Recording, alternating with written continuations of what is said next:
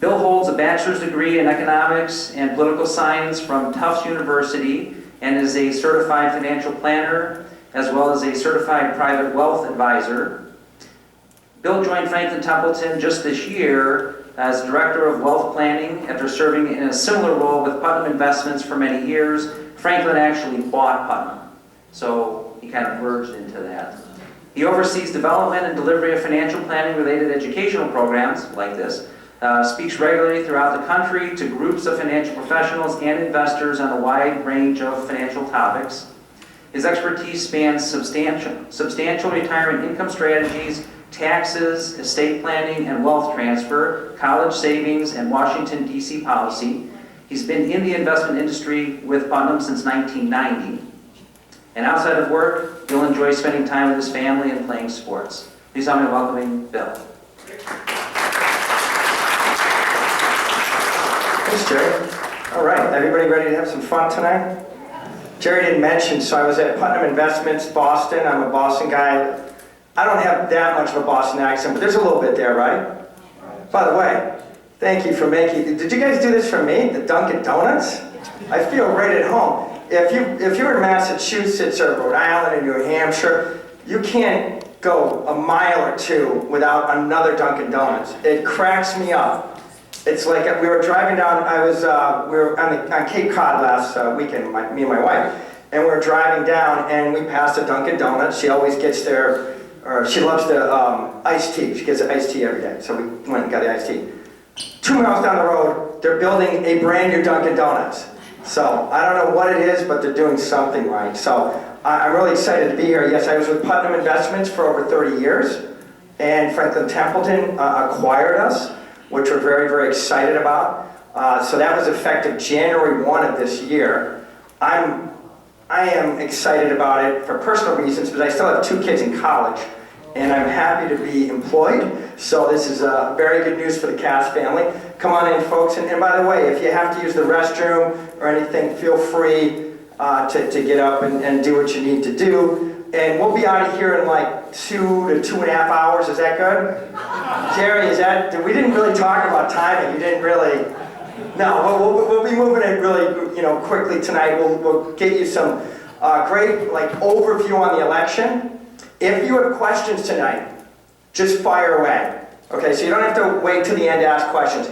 If you have questions tomorrow, the next day, week after, no, I'm serious, reach out to the team at Koler Financial. So if you have a question where you think we can help, Jerry, Dave, the rest of you, they know where to find us. So we're happy to answer that. Sometimes you're at a session like this, you get home and you're like, oh, I wish I asked this.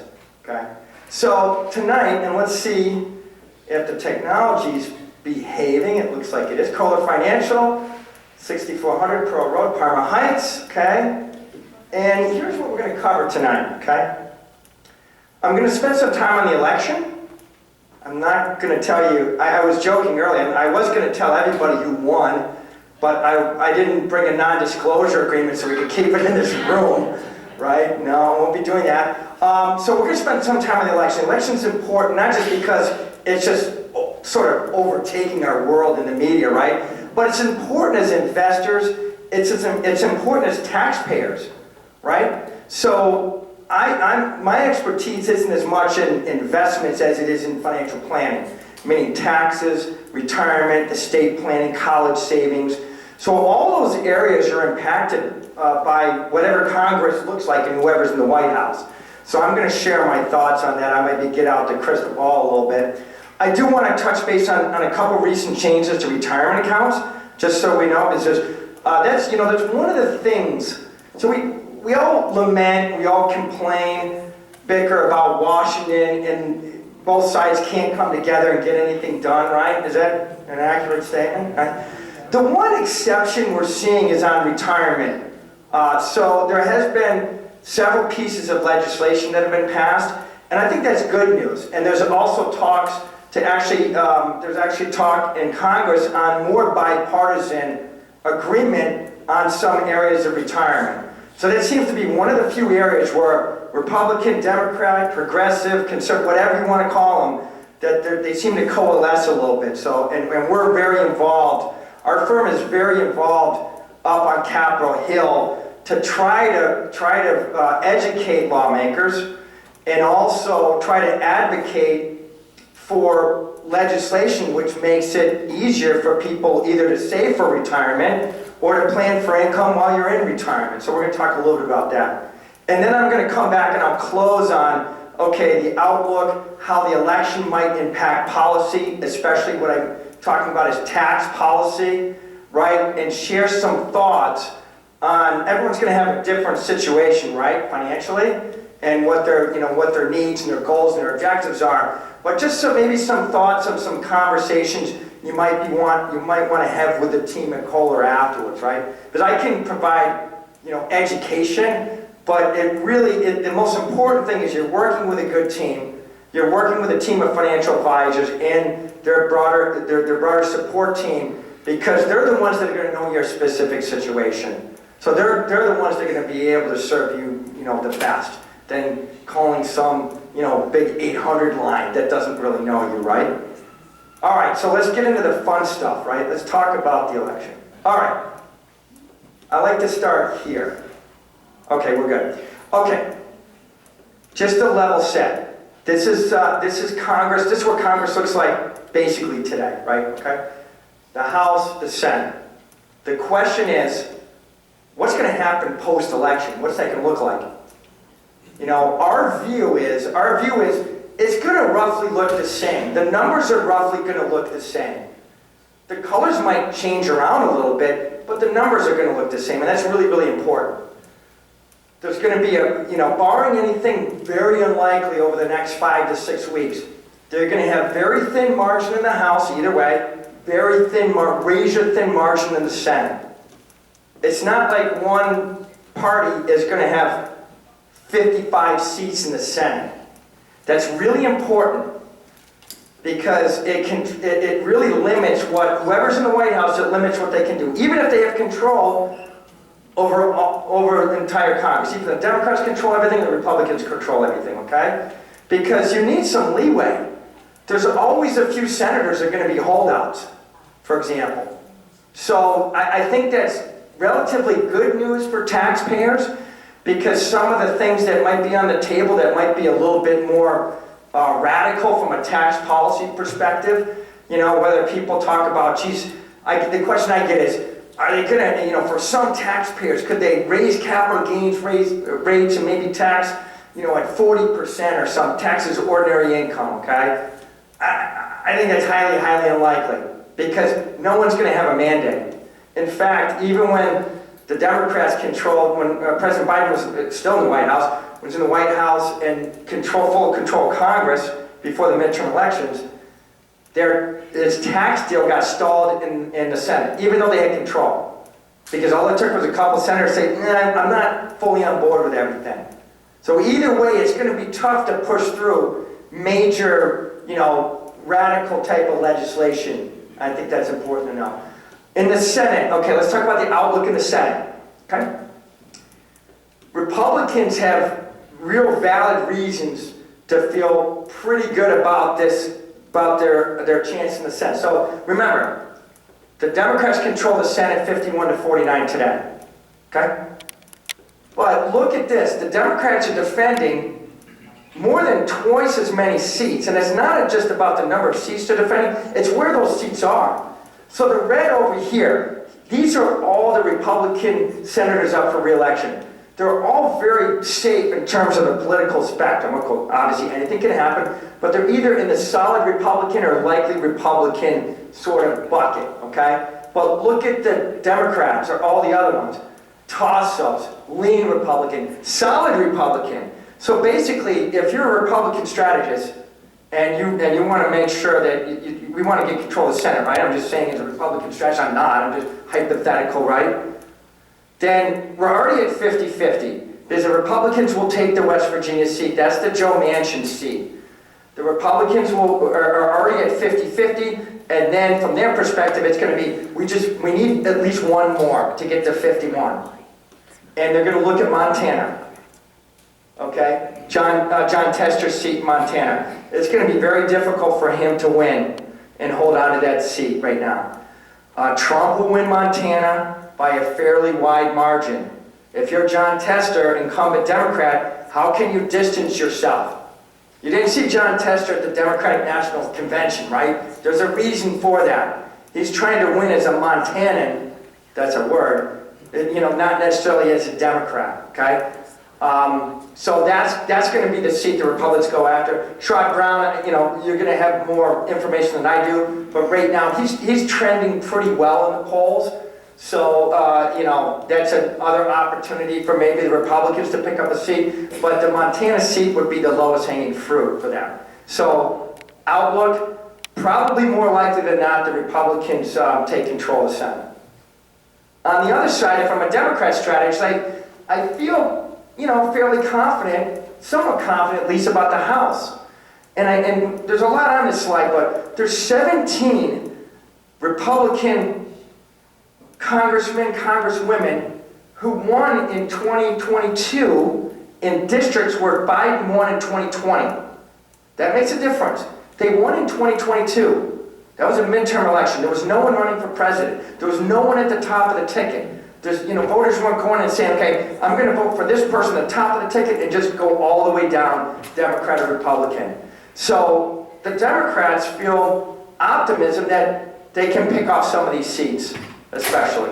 So again, Republicans, they feel really good about the Senate. A lot can happen, but they feel really good right now. Democrats, they feel pretty good about the House. Maybe not as good as the Republicans feel about the Senate, but there's opportunities. We could actually see a flip-flop. House goes Democrat, Republican, and the Senate goes Republican. It's sort of shaping out. If you had to ask me, and again, this is just my opinion, more likely than not, probably whoever's in the White House, that's going to determine the direction of the House. But if you have a Democrat in the White House, if you have President Harris, I still think more likely than not, we're going to have a Republican Senate. So that, and by the way, divided government is not the worst thing in the world. Divided government prevents big, huge things happening. And what is the stock market like? Does the stock market value certainty or uncertainty? Certainty, right? I still think you're going to see some volatility as we head up to the market, but to the election. And then lastly, in the race for the White House, we're dead even. We are dead even. We are at a point right now where all the battleground states, there's 7, 8 battleground states, they're all pretty much even within the margin of error. I don't know if we could get it any more even at this point, okay? A lot has changed, right? Prior to President Biden dropping out of the race, this race was largely about a referendum on him, up or down on Biden. And the Democrats didn't want that. They wanted a choice, Biden versus Trump. Do you want to make a choice? It wasn't really playing out that way. And then obviously, we've had a lot happen since then. So as the election has moved less of a referendum to more back to a choice, Trump versus Harris. Now the Republicans would like to sort of tie Vice President Harris to the last 4 years. They're trying to do that, but it's still sort of shaping up as a choice at this point. We've got a long ways to go, a lot can happen, but one thing to think about it, and these are just the battleground states. We can get you these slides after too, the team can. But we look at the top 7. This is from 2020, and the top 7 are the same ones we're watching right now. And again, right now they're super, super even. One thing we have to understand, because it's really easy, the national media focus a lot on national polling, right? It's just easy. It's easy for a headline instead of getting into what the heck's happening in Nevada, and Georgia, and Ohio, and Pennsylvania, et cetera, et cetera, et cetera. So the national polling, you have to understand that there's an advantage. The Republicans have an advantage in the Electoral College. They don't waste as many votes. And this is what I mean by that. So remember, in the Electoral College, you just have to win a state by 1 vote. The Democrats are winning California by millions of votes. Those are wasted votes. The Republicans, they might waste some votes in Texas maybe, but they just don't waste that many votes. So if you do the math, and we've done this, the last election, the Republicans wasted 7 million votes, meaning they got 7 million more votes in states across all those states where they just needed to win by one. The Democrats wasted 14 million votes. Think about that. New York, New Jersey, Illinois, California, okay? So what does that mean? If you see a national poll, whoever's polling on the Democrat side, to feel good, they want to be +3 at least. Okay, so if you see a national poll where Harris is up on Trump by 3 percentage points, the Electoral College, for all intents and purposes, is probably tied. It's just the way the system works, the way the votes are, it's the way remember, Hillary Clinton won by 2.5-ish percentage points, lost the Electoral College. President Biden won by about 4 to 4.5, won the Electoral College.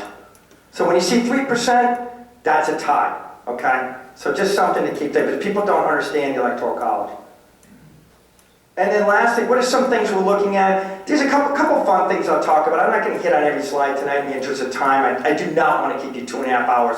We're gonna have to make another donut run if we're going to do that, right? So, equity market performance, this is sort of cool.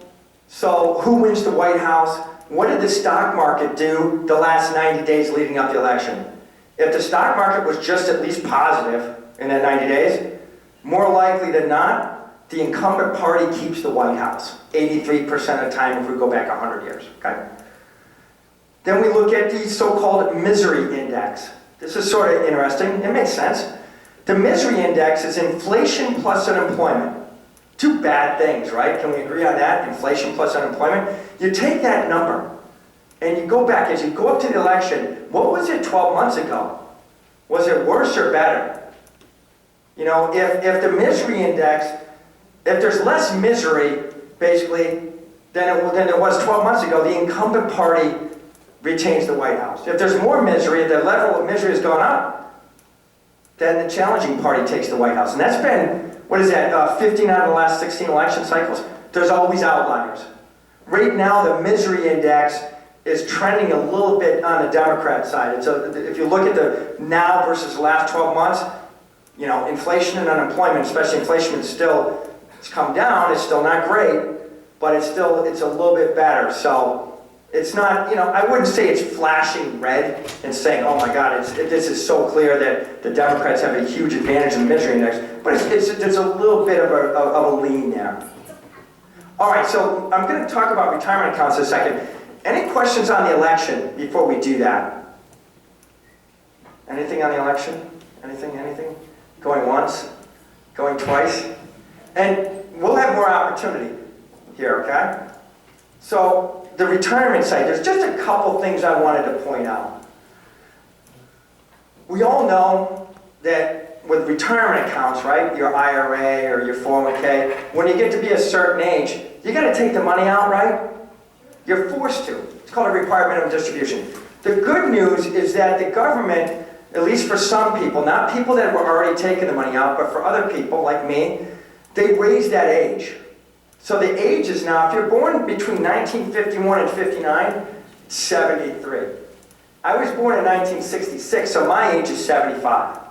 So let's just make sure we understand that. But one other really important thing, and this is a good reason to work with your financial advisor, your tax professionals, right?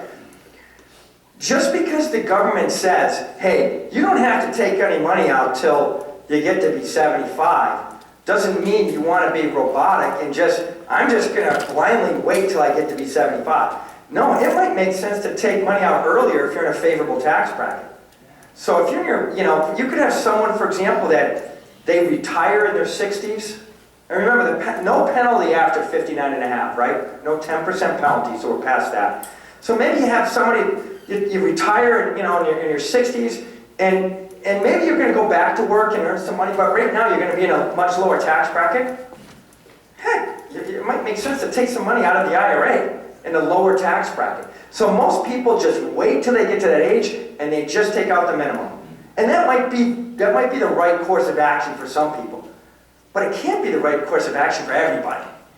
So especially as we get to year end, have that conversation. Okay, my minimum is, let's say I got to take out $10,000 this year. Ask your team, should we take out a little bit more? What's that going to cost us? What tax bracket am I in? So that's really smart planning. So I wanted to mention that.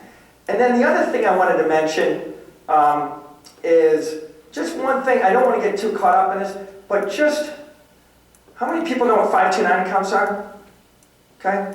529 college savings accounts, specifically designed, almost savings account, like IRAs for college, right? Just one quick thing, if you do or have family members that have 529s, and you have to use them for college-related expenses, or else you pay taxes and a penalty.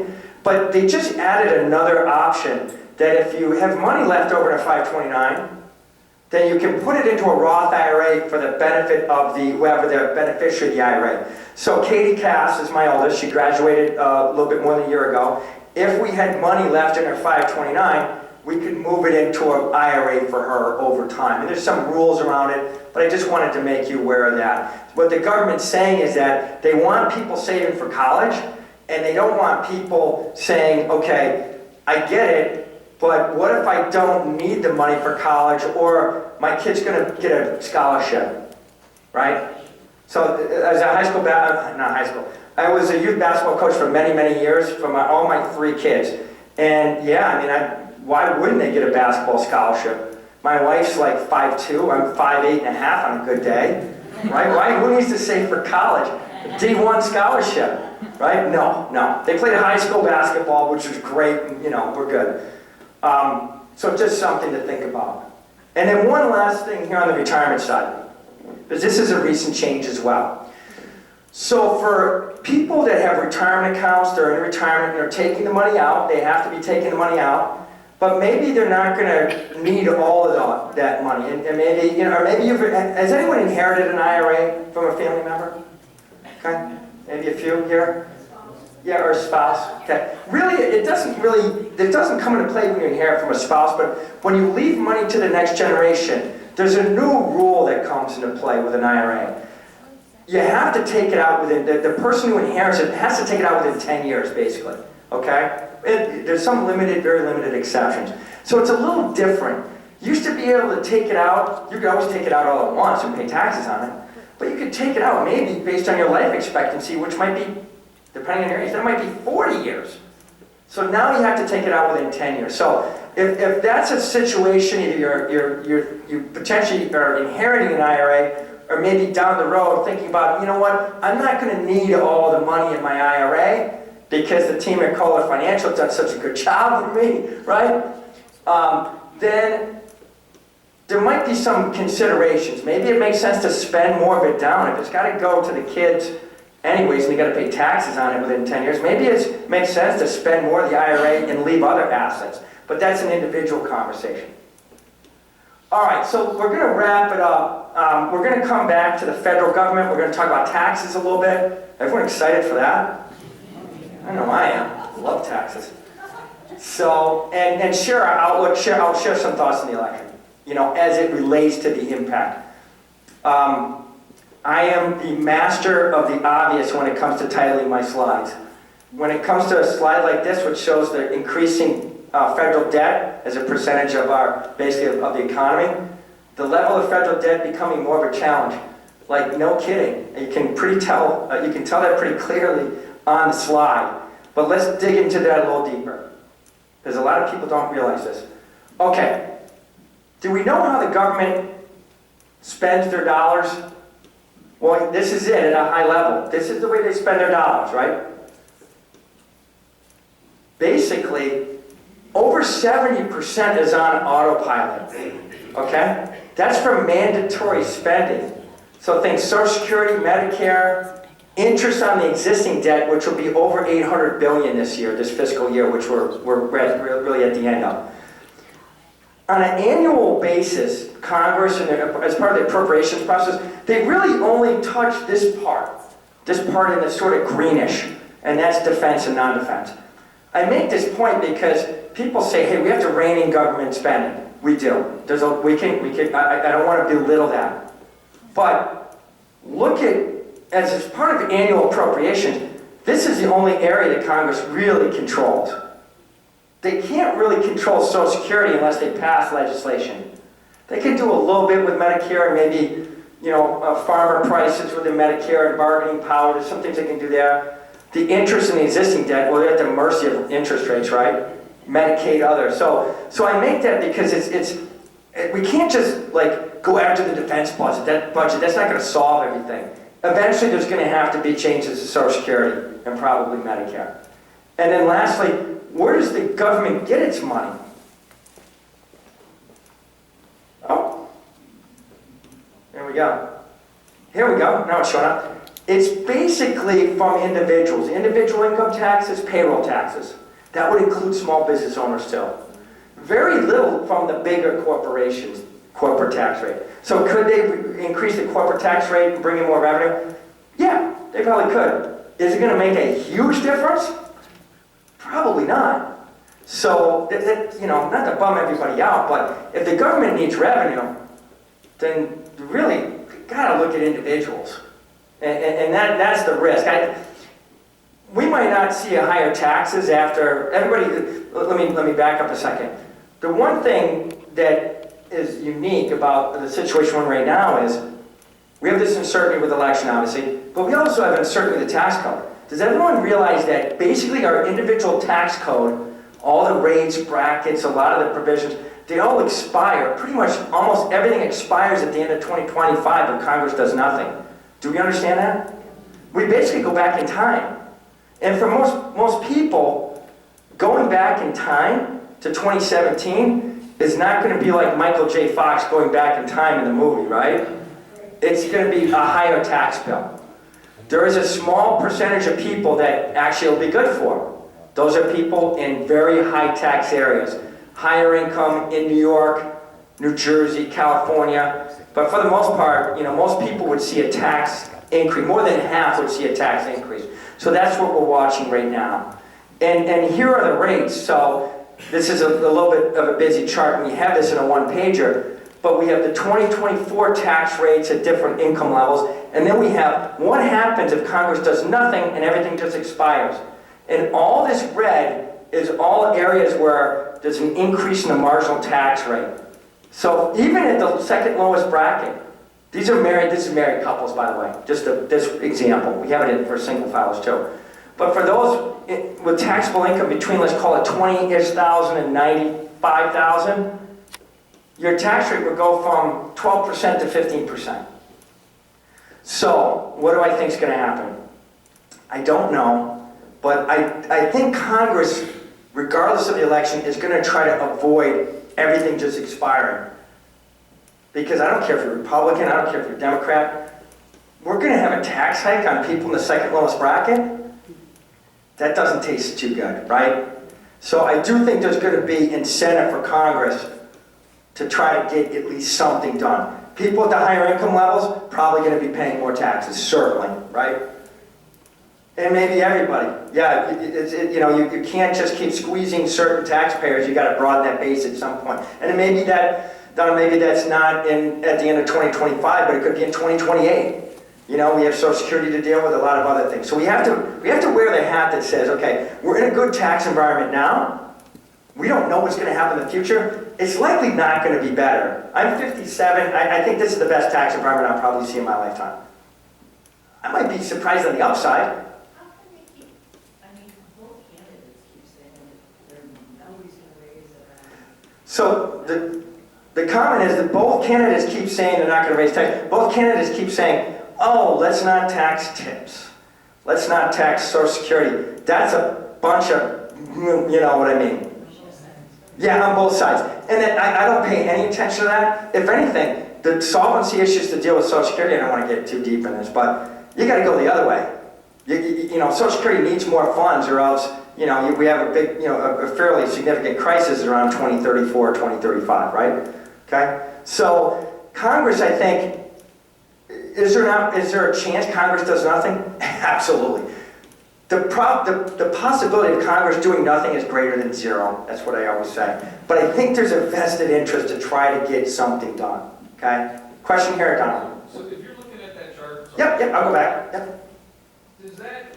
obviously we don't know the future, but just looking at this now, and you're trying to decide between a Roth and a traditional, doesn't that tell you should do traditional now? If the tax rates are going to go up in the future? Well, you would do a Roth today because you pay the taxes today at a lower tax bracket. I know where you're going with this. Yeah, just flip it the other way around. Yeah, yep. So I think that's one of the conversations. Now, the Roth IRAs, Roth conversions aren't, it's very individual, right? And it depends on a lot of factors. But I always say this, I would say, we need to at least explore the conversation. Does it make sense for me? Does it make sense for my family? And there's a lot of factors, but I think it's a tool in the toolbox. So if we think, I'd rather have, if I think taxes are going to be way higher 10 years down the road, I'm better off if I have more Roth dollars, because then down the road I can take it out and it's tax-free. Here's how I think about Roth and traditional, right? Your traditional retirement savings, my 401k, I take it out, I got to pay taxes on it, okay?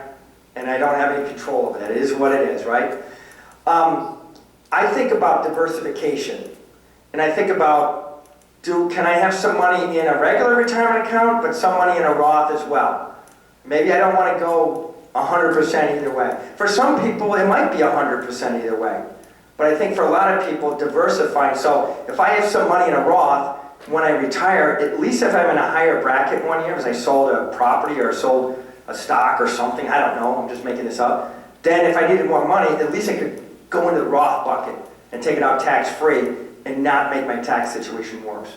So that's a conversation to be had. And I'll skip through this, but yes, question, sir. So if you have a government pension, what do you do? A government pension, so you're getting a pension payment every, just a regular, which Public employees? yeah, like my wife works for the school system in Duxbury, Massachusetts. If you have savings outside of that, there might be ways you can save. And, sometimes it's not a bad thing to just own a regular taxable account, mutual funds, stocks, bonds, because especially stocks, qualified dividends are taxed lower than ordinary income. Capital gains are taxed lower than ordinary income. So a lot of people, I think taxable accounts get a bad rap. People, I don't want to avoid capital gains. I'd rather have a capital gain than a capital loss, right? So I think that sort of gets a bad rap. But you don't have the flexibility because, see, I'm going to retire, I'm going to have a bucket of money. I don't know how big the bucket's going to be, but it's a bucket. Hope it's a big bucket. I'm able to say, okay, maybe I want to take $25,000 and convert it to a Roth. I got to pay the taxes on it, but then it's tax-free, and hopefully that 25 goes to 50, and then that's a real win. But you have the advantage that you don't have to navigate the stock market, and you don't have to worry about, okay, I'm taking money out of my IRA, I need more income, and all of a sudden the stock market goes down, and I don't have the right investment mix. Oh boy, what do I do then? Now I'm digging out of that hole. And now can I go back to work? Maybe, maybe not. So that's the beauty of it. I always say, my father worked for the state of New Hampshire. He didn't have to worry about 401k and how, is he taking out too much? He got his check, and it was fully paid medical too. That was, Blue Cross Blue Shield, that was a huge, huge win. Different scenario we have to deal with. But it's not like that now. No, it's not like that. So to his point, you're moving away from pensions to, I have a 401k, and hopefully it may sound like a lot of money, but maybe I live to be 95 because 3 of my grandparents lived into their 90s. You just never know. Question here, sir. Yeah, can you put the tax thing again? Yes. Different, The chart? no, the next. This one? This, Yeah. this one. Yeah. Now, the projected tax rate, and you're looking at the difference. Yes. Now, how, when your income is between 383 and 487, you only have 1%. Yeah, it's just a weird how that, so what I did was I took our current tax brackets and rates, and I took basically what is projected to be if it just expires. Congress does nothing. And I superimposed them. And it's weird. And actually, it's just at this weird slice of income between 487 and 516, it's actually, instead of being taxed at 35%, today it's taxed at 33. But there's way more red than a little bit of green. That's the bottom line. And it's not just about the top rate going up for the highest income people. It's happening all the way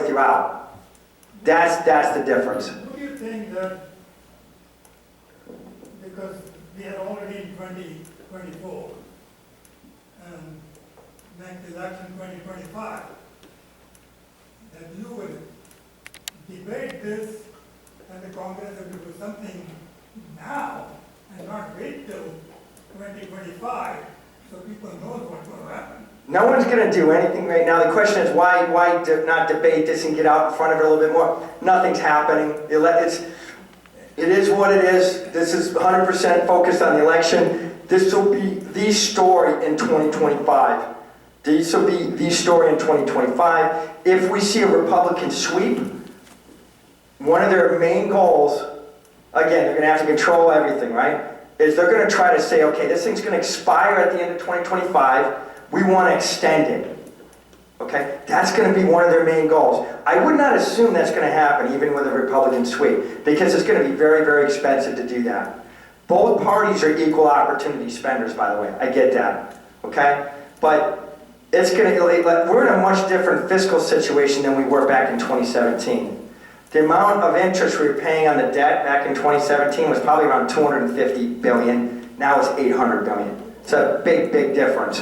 So, am I saying they're not going to extend it? No. I'm just saying, don't assume, hey, Republicans win, it's automatic, this thing gets extended. Maybe part of it gets extended. Maybe some taxpayers at the higher end, they're going to see their taxes go up. Okay, that could be something. The Democratic sweep, obviously, people, at least in the higher level, they're going to see, those tax rates from today are going to expire. Or they're going to, try to keep taxes low for supposedly people under 400,000. Who knows, right? We don't know that. They're probably going to try to raise the corporate tax rate. It's currently at 21%. They're going to try to raise that to 25 or 28%. So those are some of the things they're going to try to do. And then lastly, in divided government, it's going to be the typical, hey, we get some of this stuff on this side, you guys get some of this stuff, and it's going to be something in the middle, but people are going to, some people are going to be paying higher taxes, right? That's basically going to be the outcome. We don't know. So again, if you think that, boy, going forward, especially in retirement, you're always going to be in the lowest tax bracket, and you just don't need that, you're modest, you don't need a lot of money to get by, and your RMD out of your IRA isn't really going to be high and put you up. Maybe you don't. Maybe you just stand pat. Maybe you're going to be okay. But if you don't know that, that's when you think about, okay, do I put some money in a Roth? Do I do a little bit of a Roth conversion? Without blowing your tax bill up today, not it's like going to Vegas and putting all your chips on Roth, but just do maybe a little bit at a time. That's what I'm trying to do. And I'm let's say 10 years from now, I'm not going to be 50% in traditional retirement and 50% in Roth, but can I get to 10% in Roth? Can I get to 15 or 20%? At least having some balance. And then maybe that gives you more options in terms of leaving money to the next generation. If I have some Roth dollars and some traditional dollars, who do I like and who I don't like? Give them the people I like, the Roth dollars, because that's tax-free. They got to take it out eventually, but it's tax-free. And the people I don't like, then they get the regular dollar, the traditional IRA dollar, and they got to pay taxes on it. It's good to have leverage, especially with 3 kids. At any one time, there's a ranking of my 3 kids, right? And that's pretty fluid. It changes pretty dramatically from time to time. Question, sir? If the taxes goes up in 25, If the taxes go up at the end of it would be at the end of 2025. possibility. Yeah, it is a decent possibility the taxes would go up after. So it would be beginning in 2026. So 2025, nothing will happen. Yeah. So, does both House, the Congress and the Senate have to approve it, or does the President have anything to say? So the question is, does both the Senate and the House have to approve it? Yeah, it's legislation. So there's so much noise you hear. Well, this candidate, candidate in the White House, the president, if they're going to be president, they're going to say, okay, we're going to extend this stuff and let this stuff expire. No, that isn't how it works. The president can't do anything. All of that has to start in the House. It technically starts within the House Ways and Means Committee. the president can veto it and will have, some huge influence over it. But you can't just pick and choose. We have this expiring tax code, and the person in the White House can't say, okay, I want this to stay, I want this to go, I want this to stay. No, either Congress does nothing and everything goes basically, or Congress does something and then we get, either it all gets extended or something in the middle.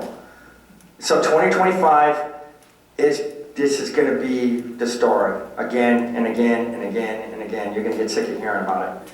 And we'll have a better idea at that point, because we're going to know what Congress looks like, right? And we'll have a better idea that, because it's a divided Congress, we're probably not going to see a full extension of everything.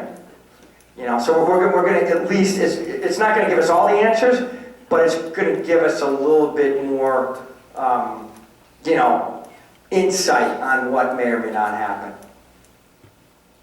The bottom line, for all of you is, you can't control this stuff. You can just focus on what you're doing. And on the election stuff, I wouldn't get off track. I wouldn't do anything drastic with your investments. By the way, this question didn't come up, but I get the question sometimes, historically, what is the stock market like? What does the stock market do better? Like Republicans control everything, Democrats? It largely doesn't matter historically. It largely doesn't matter.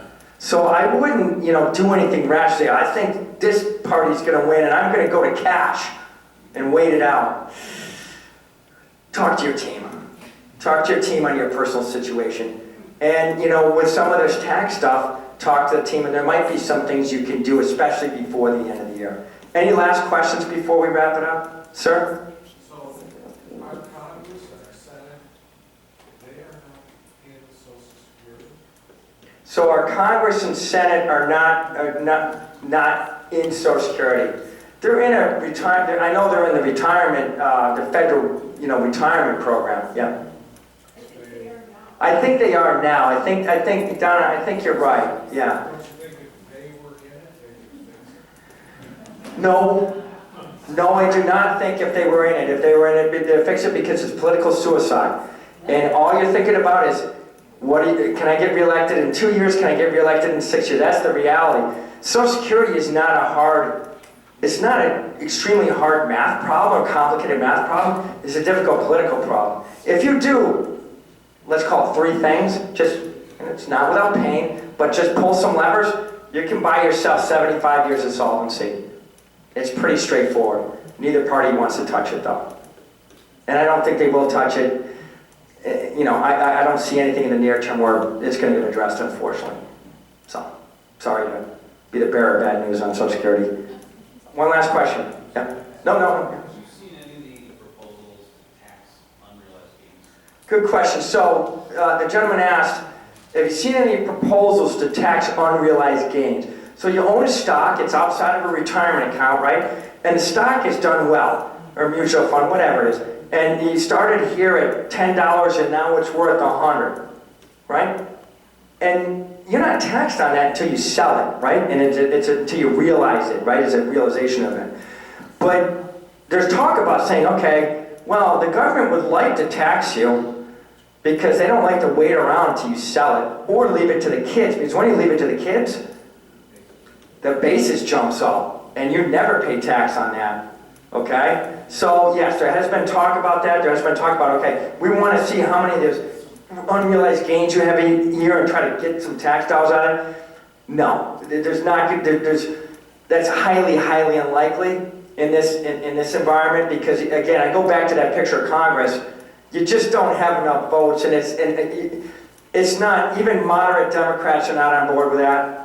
So, and it's very, very complicated, very complicated to administer from a tax perspective. So I'm out on that. I think it's highly, highly unlikely, but you never know. I've been wrong before, but that's my view. I just want to comment. I agree that I think it's very unlikely, and the reason is, I'll give you a couple of companies. What if I owned Sears and Kmart back in the 70s, right? I would have made these huge capital gains all these years, and now what do I have left is maybe some bricks, like the high school. That's about it. Just read an article, the last full-service Kmart is about to close in, where was it, New Jersey or New Hampshire or something like that. So I think and I hope that that's very unlikely, because if you charge me on something today, say NVIDIA, that's jumped, hundreds of percent, what if NVIDIA becomes a dog next year or 5 years? Do they give me money back for what I already paid on? I hope not. Bill, one question that did come up. Is there ever going to be a point where Congress actually attacks the national deficit, the national debt? Because we can talk about it, like around here, there's a nice big billboard up toward downtown that shows every day how it's growing. The national debt, it's like at the counter and stuff like that.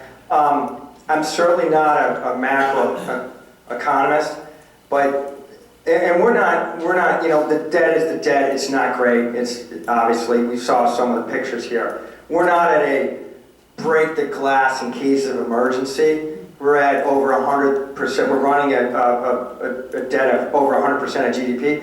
I think Japan is at like 2 to 250%.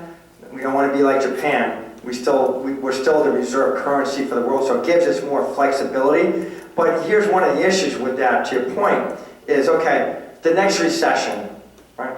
It's going to happen, right? I don't know when it's going to happen. The next recession, what do we do? What does the government do in a recession to sort of jumpstart? And, instead of having an 18-month long recession, maybe it's 9 months, right? Well, you do fiscal spending, you do a lot of things. So that's fine, and that's a tool in the toolbox.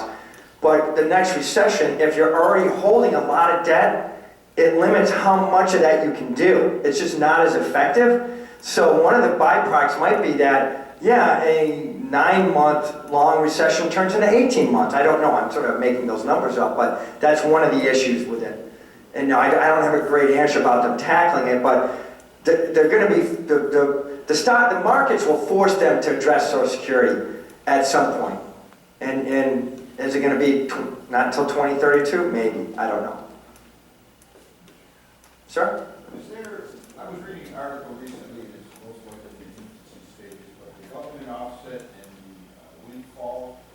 Elimination provision? Yes. Yeah.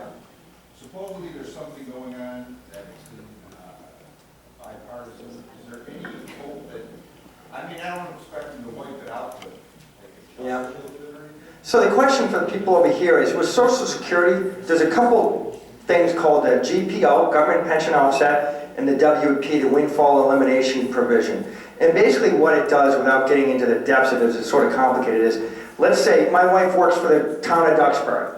She does not pay into Social Security, okay? So what happens and she also worked for more than 10 years outside of the school system, okay? So when she gets to retirement and gets her Social Security, the amount that she's getting from our town is going to reduce her Social Security payment.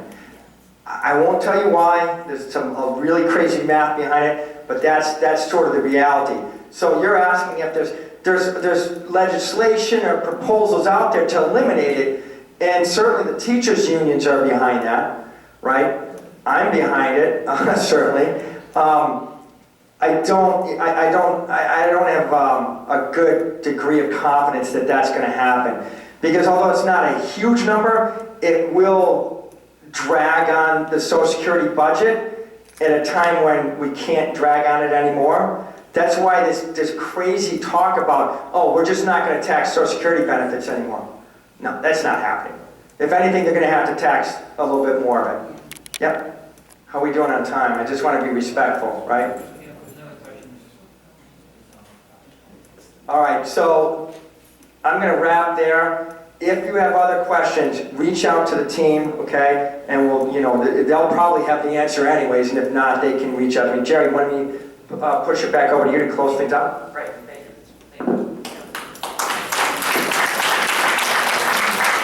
Again, just want to thank Bill for his insight here, and also thank Brian Yulee for sponsoring this event. Drive safely.